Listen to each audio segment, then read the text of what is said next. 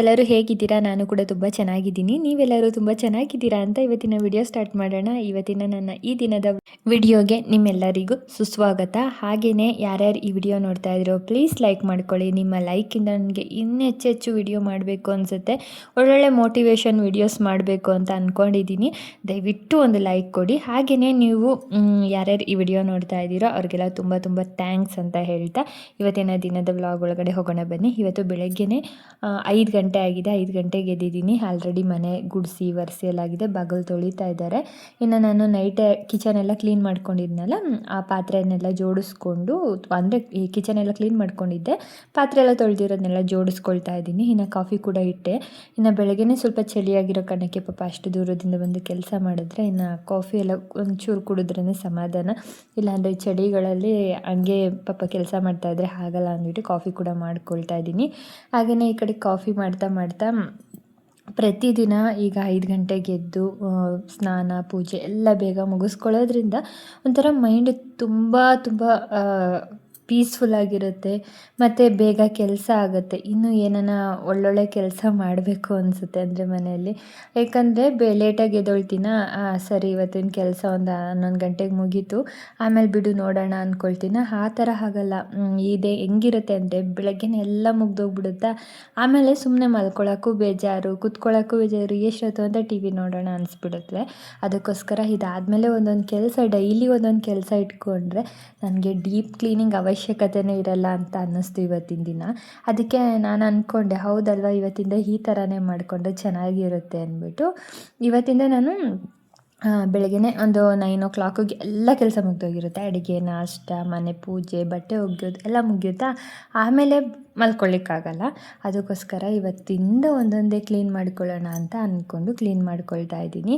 ಸರಿ, ಇವತ್ತು ಸ್ನಾನ ಎಲ್ಲ ಮುಗಿಯೋಷ್ಟರಲ್ಲಿ 6 ಗಂಟೆ ಆಗಿದೆ. ಇನ್ನು ಬಾಗಿಲಿಗೆ ಅರ್ಶಿನ ಕುಂಕುಮ ಇಟ್ಟು ದೇವ್ರ ಪೂಜೆ ಮಾಡಬೇಕು. ಇನ್ನು ಇವತ್ತೇನಪ್ಪ ಅಂದರೆ ಪೂರ್ತಿ ದೇವ್ರ ಸಾಮಾನು ತೆಗಿತಾ ಇಲ್ಲ, ಕಳಶ ಎಲ್ಲ ಹಾಗೆ ಇಟ್ಟಿರ್ತೀನಿ. ಸ್ವಲ್ಪ ಈ ನಡುವೆ ಡೈಲಿ ಪೂಜೆ ಮಾಡೋದಕ್ಕೆ ಏನಾಗಿದೆ ಅಂದರೆ ಈ ಗಂಟೆ, ತಟ್ಟೆ, ದೀಪ ಎಲ್ಲ ಸ್ವಲ್ಪ ಗಲೀಜಾಗುತ್ತೆ. ಅಂದರೆ ಡೈಲಿ ಪೂಜೆ ಮಾಡೋದ್ರಿಂದ ಸ್ವಲ್ಪ ಕಪ್ಪಾಗುತ್ತೆ.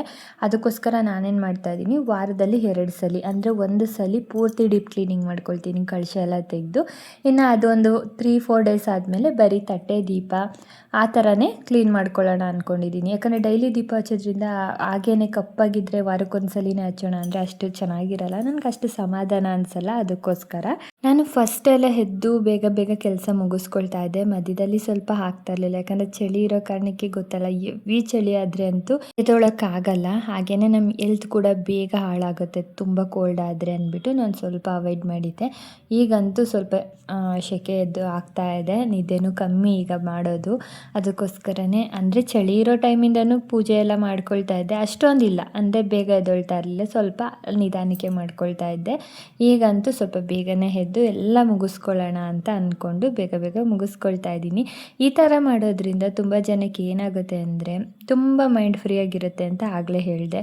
ಹಾಗೆಯೇ ಬೇಗನೂ ಕೆಲಸಗಳಾಗತ್ತೆ. ಮತ್ತು ಏನನ್ನ ಮುಂದೆ ಒಂದೇನನ್ನ ವರ್ಕ್ ಮಾಡೋರಿಗೆ, ಇಲ್ಲ ನಾವು ಏನೋ ಒಂದು ಪ್ಲ್ಯಾನ್ ಮಾಡ್ಬೋದು, ಮನೇಲಿ ಕೂತ್ಕೊಂಡು ಕೆಲಸ ಮಾಡೋದು, ಪ್ರತಿಯೊಂದು ಎಷ್ಟು ಕೆಲಸಗಳಿದೆ ಮನೇಲಿ ಕೂತ್ಕೊಂಡು ಮಾಡೋದು ಅಂದರೆ ತುಂಬಾ ಇದೆ.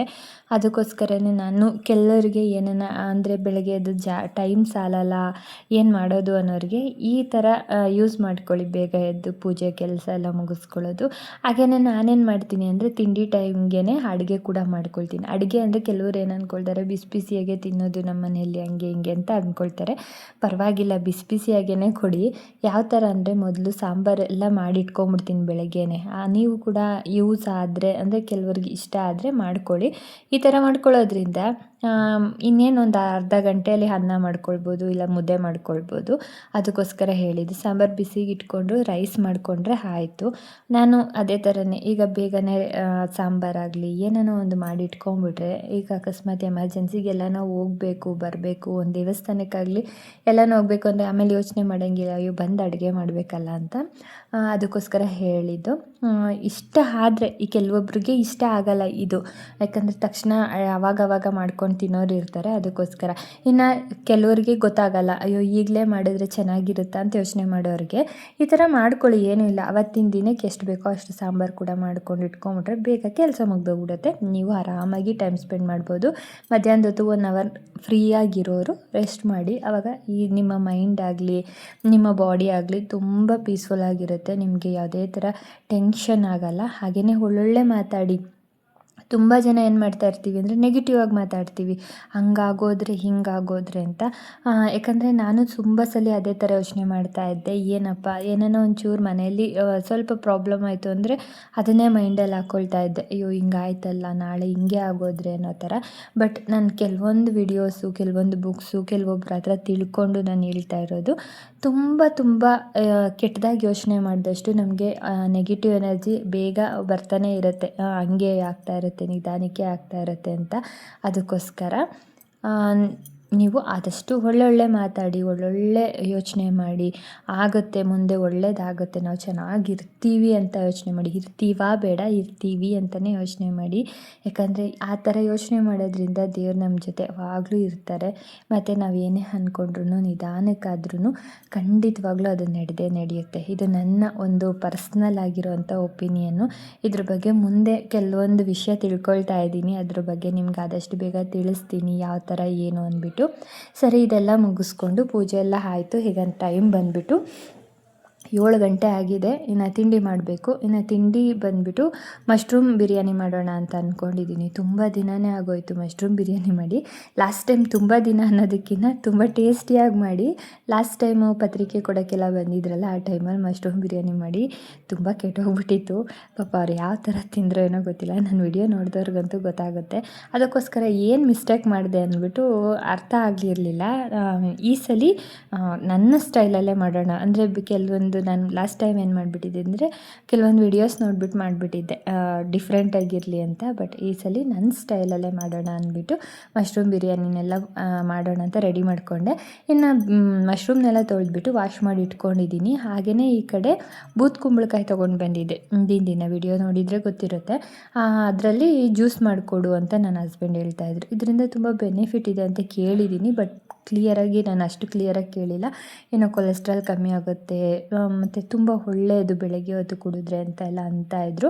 ಅದಕ್ಕೋಸ್ಕರನೇ ನನ್ನ ಹಸ್ಬೆಂಡ್ ನೋಡಿಬಿಟ್ಟು ನನಗೆ ಹೇಳಿ ತಂದುಕೊಟ್ರು. ನನಗೂ ಕನ್ಫರ್ಮ್ ಆಗಿಲ್ಲ, ಅದಕ್ಕೋಸ್ಕರ ಇನ್ನು ಸ್ವಲ್ಪ ಹೆಲ್ತಿಯಾಗಿರಲಿ ಅಂದ್ಬಿಟ್ಟು ಇದಕ್ಕೆ ನಾನು ಒಂದೇ ಒಂದು ಬೆಟ್ಟದ ನೆಲ್ಲಿಕಾಯಿ ಹಾಕ್ಕೊಳ್ತಾ ಇದ್ದೀನಿ. ಈ ಥರ ಕುಡಿಯೋದ್ರಿಂದ ಬೆಟ್ಟದ ನೆಲ್ಲಿಕಾಯಲ್ಲಿ ತುಂಬ ಒಳ್ಳೊಳ್ಳೆ ಬೆನಿಫಿಟ್ ಇದೆ ಅಂತ ಎಲ್ಲರಿಗೂ ಗೊತ್ತು. ಅದಕ್ಕೋಸ್ಕರ ಇನ್ನು ಸ್ವಲ್ಪ ನೀರು ಹಾಕ್ಕೊಂಡು, ಯಾಕಂದರೆ ಸ್ವಲ್ಪ ದೊಡ್ಡ ಜಾರಲ್ಲಿ ಹಾಕ್ಕೊಂಬಿಟ್ಟಿದ್ದೀನಿ, ಅದಕ್ಕೋಸ್ಕರ ಸ್ವಲ್ಪ ನೀರು ಹಾಕ್ಕೊಂಡೆ. ಬಟ್ ಆಗಲಿಲ್ಲ, ಚಿಕ್ಕ ಜಾರ್ಗೆ ಹಾಕ್ಕೊಂಡು ಕ್ಲೀನಾಗಿ ರುಬ್ಕೊಂಡು ಆಮೇಲೆ ಸ್ವಲ್ಪ ನೀರು ಹಾಕ್ಕೊಳ್ತಾ ಇದ್ದೀನಿ. ಅಷ್ಟೇ, ಏನಿಲ್ಲ, ಸಿಂಪಲಾಗಿ. ಇದಕ್ಕೆ ನಿಮ್ಗೆ ಯಾವುದೇ ಥರ ವೆಜಿಟೇಬಲ್ ಬೇಕು ಅಂದ್ರೂ ಕೂಡ ಆ್ಯಡ್ ಮಾಡ್ಕೊಬೋದು. ಲೆಮನ್ ಹಾಕ್ಕೊಳ್ಬೋದು, ಇನ್ನೂ ಚೆನ್ನಾಗಿರುತ್ತೆ. ಲೆಮನ್ ಹಾಕ್ಕೊಂಡು ನಾನು ಹಾಕಿರಲಿಲ್ಲ, ಸ್ವಲ್ಪ ಉಪ್ಪು ಹಾಕ್ಕೊಂಡೆ, ಲಾಸ್ಟಲ್ಲಿ ಒಂಚೂರು ಪೆಪ್ಪರ್ ಪೌಡರ್ ಹಾಕ್ಕೊಟ್ಟೆ. ಚೆನ್ನಾಗಿದೆ, ಬಟ್ ಸ್ಟಾರ್ಟಿಂಗ್ ಕುಡಿಯೋದ್ರಿಂದ ಅಷ್ಟು ಇಷ್ಟ ಆಗಲ್ಲ. ಕುಡಿತಾ ಇದ್ದರೆ ತುಂಬ ಒಳ್ಳೆಯದು. ಯಾವುದೇ ಒಂದು ಕೆಲಸ ಆಗಲಿ, ಯಾವುದೇ ಒಂದು ತಿಂಡಿ ಆಗಲಿ ಇಷ್ಟ ಇಲ್ಲ ಅಂತ ಅಂದ್ಕೊಂಡ್ರಾಗಲ್ಲ, ತಿಂತಾ ಇದ್ದರೆ ಅದು ಎಲ್ಲನೂ ಇಷ್ಟ ಆಗುತ್ತೆ. ಕೆಲಸ ಮಾಡ್ತಾಯಿದ್ರು ಕೂಡ ಎಲ್ಲನೂ ಇಷ್ಟ ಆಗುತ್ತೆ. ಹಾಗೆಯೇ ಈಗ ಮಶ್ರೂಮ್ ಬಿರಿಯಾನಿ ಮಾಡೋಣ ಬನ್ನಿ. ತುಂಬ ಈಸಿಯಾಗಿ ಮಾಡಿಕೊಂಡೆ, ತುಂಬ ರಿಸ್ಕ್ ತೊಗೊಳ್ಳಿಲ್ಲ ಈ ಸಲ. ಏನಿಲ್ಲ, ಯಾಕಂದರೆ ನನ್ನ ಸ್ಟೈಲ್ ಅಲ್ವಾ, ಅದಕ್ಕೇ ನನಗೆ ಈಸಿ ಅನ್ನಿಸ್ತು. ಏನಿಲ್ಲ, ಎಣ್ಣೆ ಹಾಕ್ಕೊಂಡಿದ್ದೀನಿ, ತುಪ್ಪ ಬೇಕು ಅಂದರೂ ಕೂಡ ಹಾಕ್ಕೊಳ್ಬೋದು. ಹಾಗೆ ಪಲಾವ್ ಐಟಮ್ ಹಾಕ್ಕೊಂಡು ಅದು ಫ್ರೈ ಆಗಿದ ನಂತರ ಸ್ವಲ್ಪ ಈರುಳ್ಳಿ ಹಾಕ್ಕೊಂಡಿದ್ದೀನಿ. ಈಗ ನಾನು 2 ಪ್ಯಾಕೆಟ್ಗೆ 2 ಈರುಳ್ಳಿ ಹಾಕ್ಕೊಂಡು ಉದ್ದುದಾಕಿ ಕಟ್ ಮಾಡ್ಕೊಂಡಿದ್ದೀನಿ, ಮೀಡಿಯಮ್ ಸೈಜ್ ಈರುಳ್ಳಿ. ಹಾಗೆಯೇ ಸ್ವಲ್ಪ ಕರಿಬೇವು ಹಾಕ್ಕೊಂಡಿದ್ದೀನಿ, ಅದನ್ನು ಹಾಕ್ಕೊಂಡು ಚೆನ್ನಾಗಿ ಫ್ರೈ ಮಾಡ್ಕೊಳ್ತಾ ಇದ್ದೀನಿ. ಅಷ್ಟೇ. ಈಗ ಇದಕ್ಕೆ ಬೇಕು ಅಂದರೆ ಶುಂಠಿ ಬೆಳ್ಳುಳ್ಳಿ ಪೇಸ್ಟ್ ಕೂಡ ಹಾಕ್ಕೊಳ್ಬೋದು. ನಾನೇನು ಮಾಡ್ತಾಯಿದ್ದೀನಿ, ಪೇಸ್ಟ್ ಖಾಲಿಯಾಗಿರೋ ಕಾರಣಕ್ಕೆ ರುಬ್ಕೊಳ್ಳೋಕ್ಕೆ ಹಾಕ್ಕೊಳ್ತಾ ಇದ್ದೀನಿ. ಈಗ ಮಿಕ್ಸಿ ಜಾರ್ಗೆ ಕೊತ್ತಂಬರಿ, ಹಸಿಮೆಣಸಿನ್ಕಾಯಿ ಖಾರಕ್ಕೆ ಎಷ್ಟು ಬೇಕೋ ಅಷ್ಟು, ಹಾಗೆ ಸ್ವಲ್ಪ ಜಾಸ್ತಿ ಬೆಳ್ಳುಳ್ಳಿ, ಒಂದು ಸ್ವಲ್ಪ ಜಾಸ್ತಿ ಶುಂಠಿ, ಅರ್ಧ ಇಂಚಿಗಿನ್ನ ಸ್ವಲ್ಪ ಜಾಸ್ತಿ ಶುಂಠಿ, ಇಷ್ಟು ಹಾಕ್ಕೊಂಡು ಈ ಕಡೆ ರುಬ್ಕೊಳ್ಬೇಕಷ್ಟೇ. ಇನ್ಯಾವುದೇ ಥರ ಇಂಗ್ರೀಡಿಯೆಂಟ್ಸ್ ಅದಕ್ಕೆ ಹಾಕೋಂಗಿಲ್ಲ.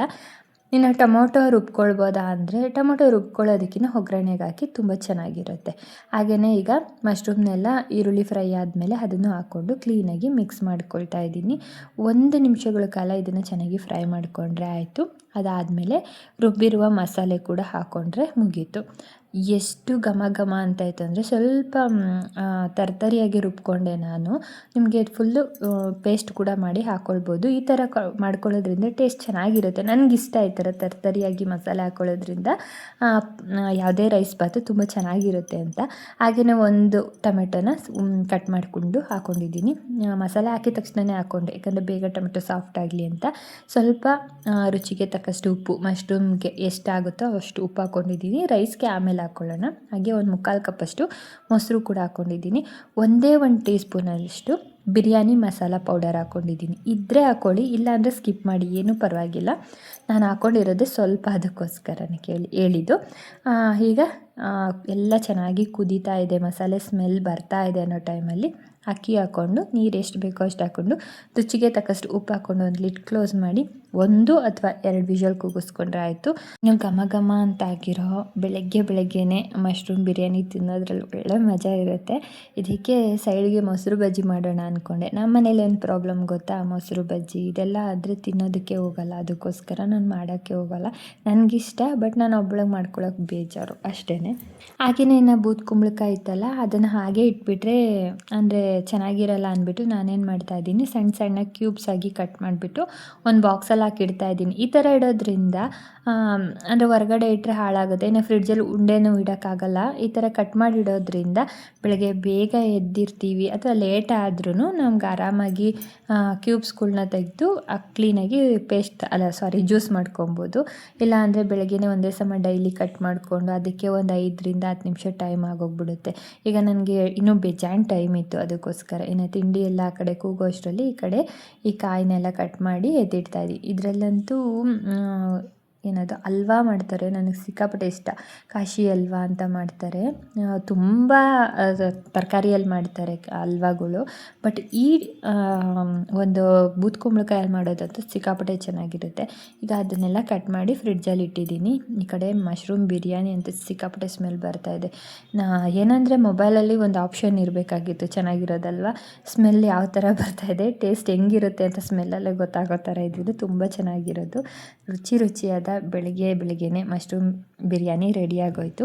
ಸರಿ, ಇದೆಲ್ಲ ಆಗಿ ಮುಗಿಸ್ಕೊಂಡು ಹುಡುಗನ ಸ್ಕೂಲಿಗೆ ಕಳಿಸಿ ನಾನು ಕೂಡ ತಿಂಡಿ ತಿಂದು ಇನ್ನೇನು ಕೆಲಸ ಇರಲಿಲ್ಲ. ಈಗ ಟೈಮ್ ಬಂದು 9:30 ಆಗಿದೆ. ಒಂದು ಲೋಟ ಕಾಫಿ ಮಾಡ್ಕೊಂಡು ಕುಡಿದೆ. ಇನ್ನು ಅತ್ತೆಯವರೆಲ್ಲ ಎದ್ದಿದ್ರಲ್ಲ, ಅವ್ರಿಗೆಲ್ಲ ತಿಂಡಿ ಕೊಟ್ಟು ಅವರು ಫ್ರೆಶ್ ಅಪ್ ಆಗಿ ಎಲ್ಲ ಕೂತ್ಕೊಂಡಿದ್ದಾರೆ.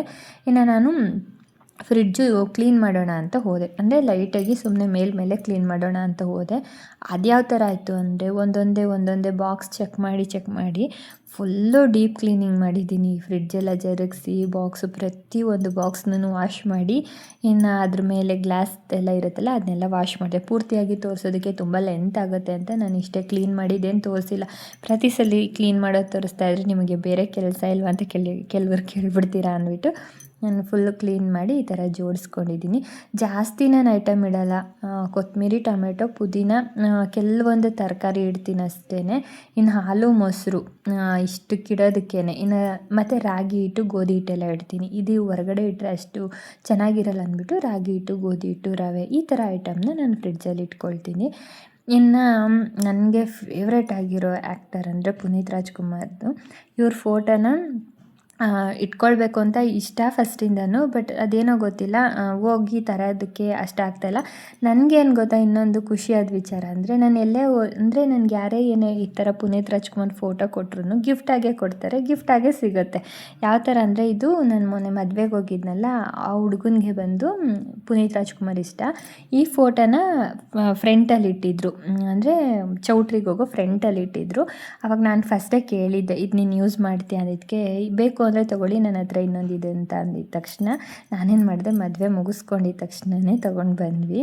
ಅದಕ್ಕೋಸ್ಕರ ಇದನ್ನು ನಾನು ಫ್ರಿಡ್ಜ್ ಮೇಲೆ ಏನೂ ಇಟ್ಟಿರಲ್ವಲ್ಲ, ಅದಕ್ಕೆ ಅಲ್ಲಿ ಇಟ್ಕೊಂಡಿದ್ದೀನಿ. ನನಗೆ ಸಿಕ್ಕಾಪಟ್ಟೆ ಇಷ್ಟ ಅವ್ರ ಫೋಟೋಸ್ ಎಲ್ಲ ಇಟ್ಕೊಳ್ಳೋದಕ್ಕೆ. ಅದೇ ಗಿಫ್ಟಾಗಿ ಬರ್ತಾ ಇರುತ್ತೆ ಹೊರತು ನಾನು ಹೋಗಿ ತಗೊಂಡಿದ್ದೇ ಇಲ್ಲ. ಲಾಸ್ಟ್ ಟೈಮ್ ನಾನು ವಿಡಿಯೋ ನೋಡಿದರೆ ಗೊತ್ತಿರುತ್ತೆ, ಮದರ್ಸ್ ಡೇಗೂ ಅಷ್ಟೇ ನನಗೆ ಪುನೀತ್ ರಾಜ್ಕುಮಾರ್ ಫೋಟೋ ನನಗೆ ಯೂಟ್ಯೂಬ್ ನೋಡ್ತಾರಲ್ಲ ಅವರೊಬ್ಬರು ತಂದು ಕೊಟ್ಟಿದ್ರು. ಈಗ ಬೇಸಿಗೆಗಾಲ ಶುರು ಆಗ್ತಾಯಿದೆ, ಮಡಿಕೆಯಲ್ಲಿ ನೀರೆಲ್ಲ ತುಂಬಿಸ್ಕೊಂಡು ಇಟ್ಟು ಇನ್ನು ಕಿಚನ್ ಕ್ಲೀನ್ ಮಾಡ್ಕೊಂಡಿದ್ದಾಯಿತು. ಓಕೆ ಫ್ರೆಂಡ್ಸ್, ಈ ವಿಡಿಯೋ ನಿಮ್ಗೆ ಹೇಗೆ ಅನ್ನಿಸ್ತು ಅಂತ ಕಮೆಂಟ್ ಮಾಡಿ. ಮತ್ತೆ ಇನ್ನೊಂದು ಹೊಸ ವ್ಲಾಗಲ್ಲಿ ಸಿಗ್ತೀನಿ. ಅಲ್ಲಿವರೆಗೂ ಟೇಕ್ ಕೇರ್, ಬಾಯ್.